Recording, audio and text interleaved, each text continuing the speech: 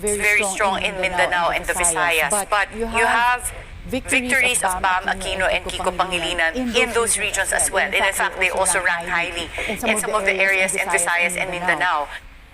But these are areas where they were once demonized by Duterte supporters. So what do you think accounted for those victories? Yung kasi the Gen Z and the millennials constitute 56% of the voting population. Napakalaki nun. More than half yun eh.